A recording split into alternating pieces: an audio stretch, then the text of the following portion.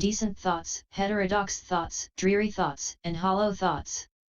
These can all be called garbage of the mind. Someone in history said once that one who can govern a battalion of 1,000,000 soldiers is not a hero. The real hero is that person who can govern his mind. We should understand the meaning of these words. If an evil thought arises in our mind, then more evil thoughts like water will come in torrents, nothing can ward them off. These evil thoughts will forever lead us to thinking, speaking, and acting evil. Ever since life began, the habitual temperament of human beings makes us like this. It is doubly difficult to get rid of them. When we can govern our thoughts, our mind will not be affected by situations. From this, our mind can be free. This is a very hard level to reach, but the first step always is hard. For those who have too many friendly feelings, such as being crazy about women, if they do not control their feelings well, they will follow their thoughts and will sink into the deep sea of feelings. For those who desire wealth and honor greatly, their minds are clouded by material desires, the covetous thoughts will lead them to fame and wealth, and they will be in the bondage of reputation and wealth forever. Always keep a watch on thoughts in your mind. Try to realize or know what and where your thoughts are.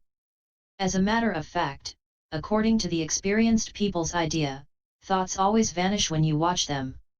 If we could practice like this all the time, the power of our thoughts will decrease over time. This is not a very easy level to reach, but at least we have an idea that there is a way to get rid of thoughts. Like we mentioned, things arise always depending on conditions. When conditions come together or gather together, things arise. When conditions disperse or dispel, things cease. This is a doubly important notion. When we understand this notion, we will also understand that everything in the universe is impermanent. From this point of view, it should be easy to get rid of clinging, and always persisting in our opinion. Always remember and practice the notion of impermanence. This will help to purify our mind a lot. The original nature of human being, we should live in a world which belongs to our real inner self, or original nature of human being. This world is bright and brilliant, where there no dispute, and we are not bothered by material concerns. It is pure and peaceful, enjoying leisure and not sorrowful, but we never try to act in response to this world, we never try to be a friend of our real inner self. The only thing we do day in and day out is to try and climb up socially. This is what the Chinese call attending to the superficials and neglecting the essentials. When our real inner self is led astray by human desires, we all know that desires are bottomless. We all will not be able to do anything of our own free will, and we become the slaves of human desires. The power of temptation of human desires is doubly brutal. Some people always try to attain their desires with nefarious tactics.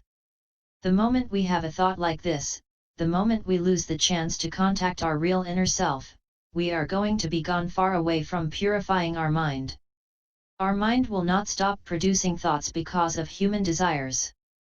Therefore, our real inner self will be clouded by material desires forevermore, and our original nature will be contaminated forevermore also. Why does our mind always produce thoughts? Before we talk about this subject, maybe we should understand some evil ingredients in our mind. According to the experienced people's idea, being greedy for everything, angry at everything, and not understanding the real truth are the most common evil ingredients in our mind. These evil ingredients influence and poison our mind very strongly. That is the reason why our mind produces thoughts every minute of the day. And like we mentioned, what one is thinking of at any given moment is often evil thoughts. From this, we should understand that fighting these evil thoughts is the most important thing we are going to do. Reduce the thoughts in our mind. Besides what we have already mentioned, there are other ways to reduce thoughts in our mind. Here we try to introduce some of them. Hopefully this will benefit everybody who is seriously interested in this field. We are level best to understand that all living things in the universe are equal, otherwise, we will have a special mind which always looks at things from a dualistic perspective. For example, making a distinction between the good and the bad. And all the problems will be starting from right here, such as always persist our own ideas, always argue, always hate, always fight, and never stop. Like we mentioned in the beginning, we should try to make our mind like land, and be tolerant of other people's mistakes or wrongdoing or weaknesses. Try to express solicitude for everybody, friends, enemies, good, and bad, equally. Try not to dispute or discuss in minute detail gaining or losing. Try not to be moved by sad or delighted things. Try not to feel so pleased when people respect or praise us. Try not to hate or abhor when people slight us. When people show their beautiful virtues, like helping others, we should show our respect and join in their actions, and we should try not to be jealous of other people's beautiful virtues. When we see people facing troubles, we should not gloat over their disaster. According to the experienced people's idea, the highest wisdom comes from a merciful heart. The merciful heart comes from solving people's problems without any conditions and helping people to get peace, calm, and sagacity without any conditions either. If we look at things or treat things unequally, from here, all the worry, trouble, and prejudice will be produced almost right away. Thus, if we want to purify our mind, we have to learn to look at things or treat things with equality. Someday when we realize that all the beings are equal and could be blend or mixed together, and become one in some way, we will understand really what is the real truth. Do not speak to the 5 kinds of people the 5 kinds of things. NIV_040_ English faith, to one who has no faith, one does not praise right faith, immorality to one who breaks the prohibitions, one does not praise upholding sila, giving to the stingy, one does not praise dana giving, restraint to the indolent learning, and wisdom, to the ignorant wisdom. Why not? If a wise person speaks to these 5 kinds of people about these 5 things, know that that speaker cannot be said to possess the power to see through to the root qualities of all things, he cannot be said to pity beings. Why not?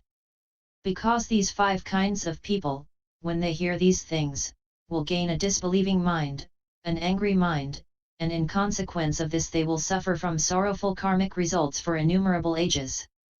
Because of this, for pity's sake, we do not call such a person one with the power to see through to the root qualities of beings. Buddha 64 Qualities Speech. The 64 qualities of a Buddha's speech. Study Buddhism. 5 keys to right speech. Monks, a statement endowed with 5 factors is well spoken, not ill spoken. It is blameless and unfaulted by knowledgeable people. Which 5? It is spoken at the right time. It is spoken in truth. It is spoken affectionately. It is spoken beneficially. It is spoken with a mind of goodwill. Kong gi ithoit, la tamchu.t.nb.tcgi ithoit now trong nam lo I tren. Liberated is that attained to any of the 5 kinds of deliverance, that is to say, deliverance by substitution of opposites through insight, by suppression through concentration, by cutting off by means of the path, by tranquilization by means of fruition, and by renunciation as Nibbana cpa.isi. 26 Under abandoning. Unliberated is that which has not attained to any of the 5 kinds of liberation. The 4 yahanas. Quite withdrawn from sensual pleasures, withdrawn from unskillful mental qualities, he enters and remains in the first yahana, rapture and pleasure born from withdrawal, accompanied by directed thought and evaluation. He permeates and pervades, suffuses and fills this very body with the rapture and pleasure born from withdrawal.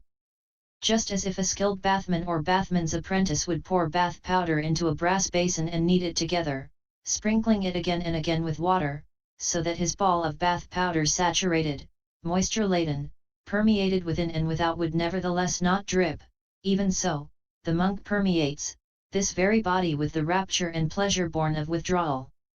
There is nothing of his entire body unpervaded by rapture and pleasure born from withdrawal.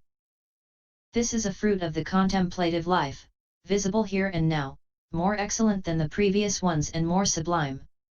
Furthermore, with the stilling of directed thought and evaluation, he enters and remains in the second jhana, rapture and pleasure born of composure, one-pointedness of awareness free from directed thought and evaluation, internal assurance.